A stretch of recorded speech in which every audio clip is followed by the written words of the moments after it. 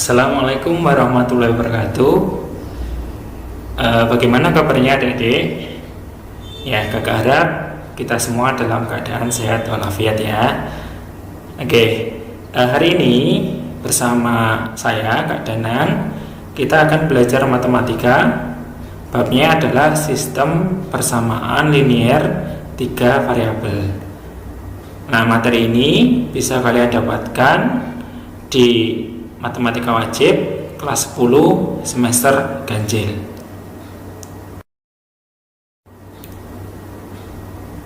Sistem persamaan linier 3 variabel atau SPLTV. Pengertiannya ya adalah suatu sistem persamaan linier yang terdiri dari 3 persamaan dan 3 variabel. Kalian masih ingat ya? Yang dinamakan sistem persamaan linier itu yang seperti apa? Ya, sistem persamaan linier itu adalah sistem persamaan yang kalau digambar itu gambarnya berupa garis lurus. Nah, di sini sistem persamaan liniernya itu ada 3 persamaan dan 3 variabel. Nah, seperti ini ya bentuk umumnya. Jadi ada 3 persamaan. Persamaan pertama, persamaan kedua, dan persamaan ketiga. Variabelnya apakah? Variabelnya adalah variabel X, variabel Y, variabel Z. Ya, 3 variabel. Terus kalian masih ingat A1, B1, C1 itu disebut koefisien. Ya. Nah, contohnya gimana? Ya, di sini kita melihat contohnya ya. Jadi persamaan pertama itu adalah 3x plus y min 2z sama dengan 11. Persamaan kedua, x plus 2y plus 3z sama dengan 10. Persamaan ketiga, 2x plus y plus z sama dengan 15. Jadi contoh di sini merupakan persamaan sistem persamaan linier 3 variabel.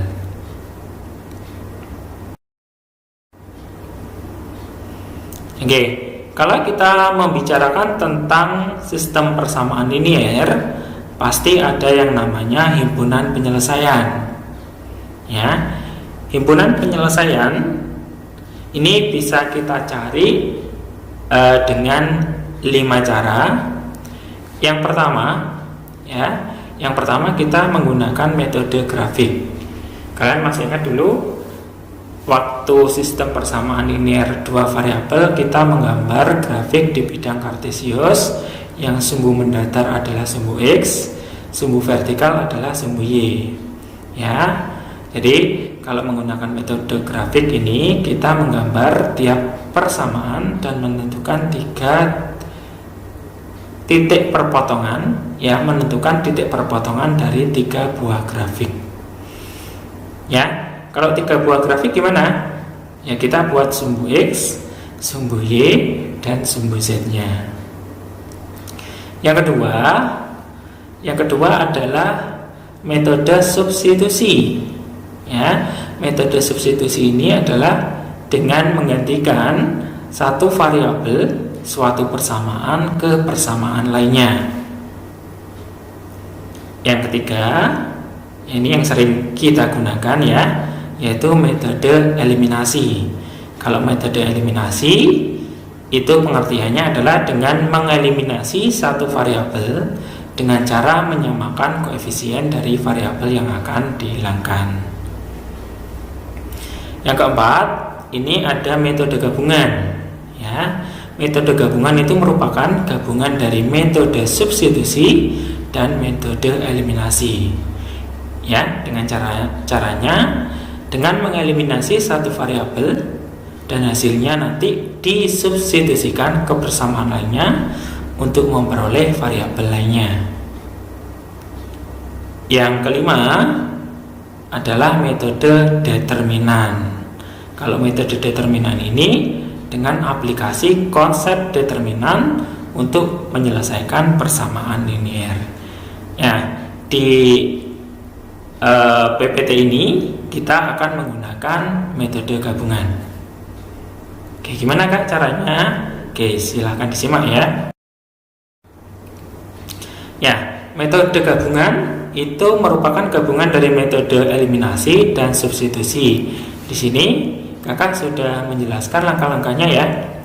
Yang pertama yaitu eliminasi salah satu variabel ya. Kita tentukan misalkan variabel X dengan memilih dua persamaan, yaitu persamaan 1 dan persamaan kedua.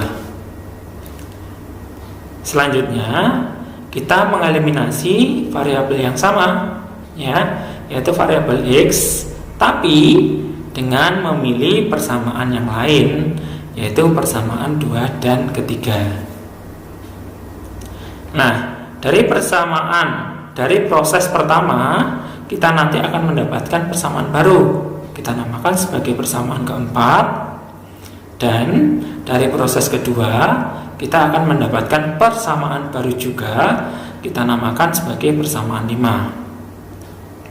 Selanjutnya kita bisa menyelesaikan persamaan 4 dan persamaan 5, maka kita akan memperoleh nilai X dan kita memperoleh nilai Z dan Z-nya. Dari nilai Z dan Z kita substitusikan ya, kita masukkan misalkan persamaan pertama, nanti kita dapatkan nilai X-nya.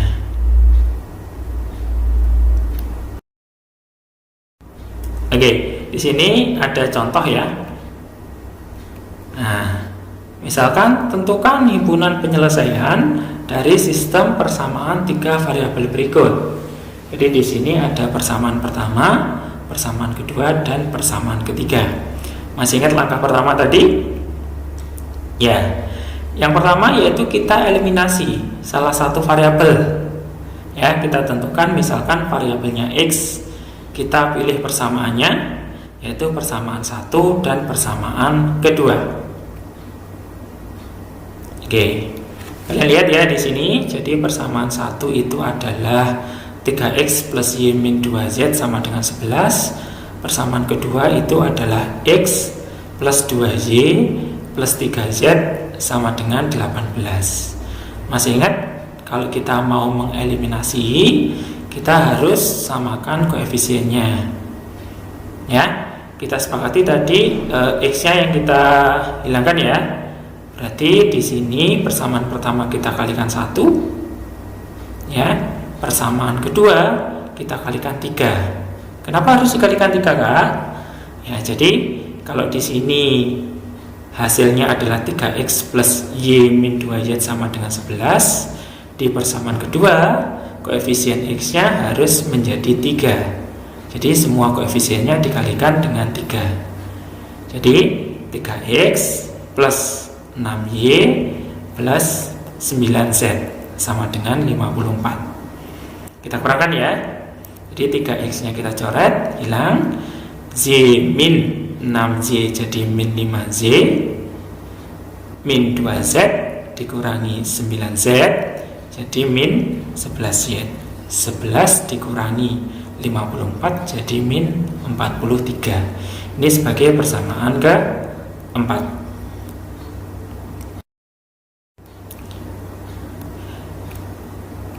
Oke.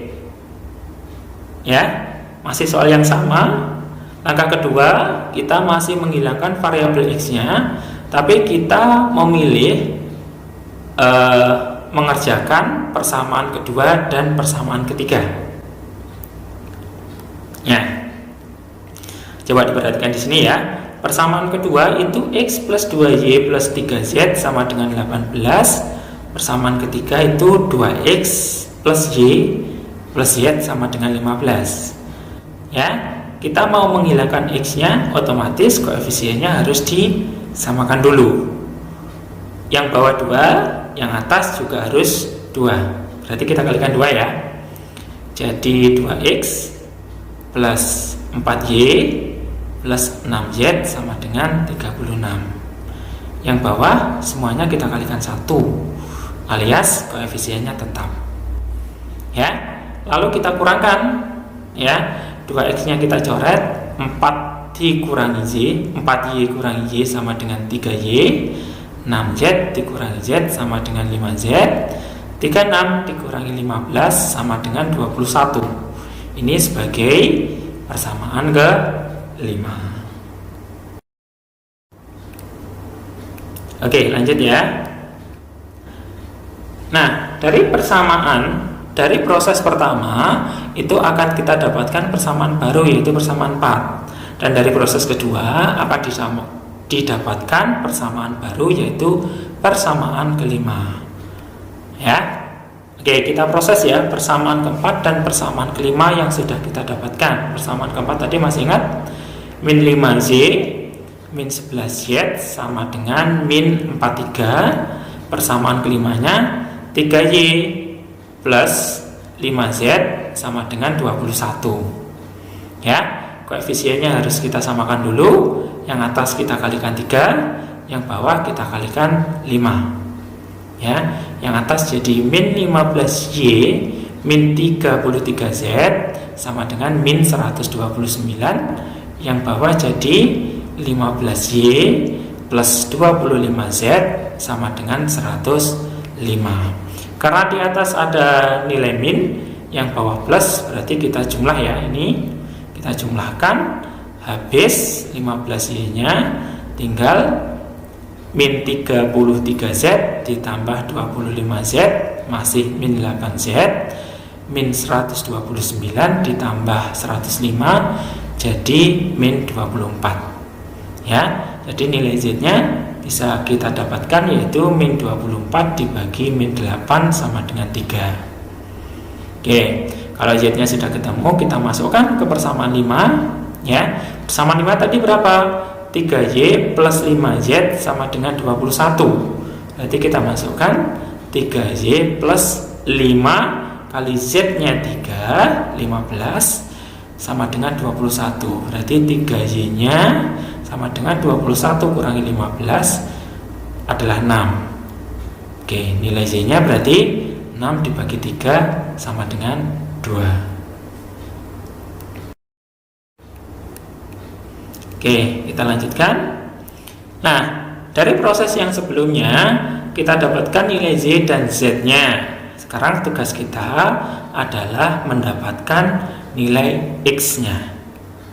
Oke. Selanjutnya ya, kita pilih satu persamaan. Di sini Kak Danang memilih persamaan pertama, yaitu 3X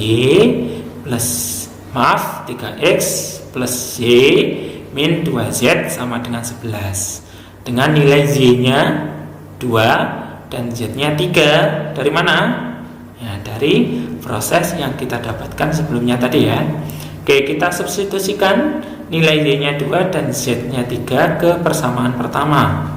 Jadi 3X plus 2 dikurangi 2 dikali 3 sama dengan 11.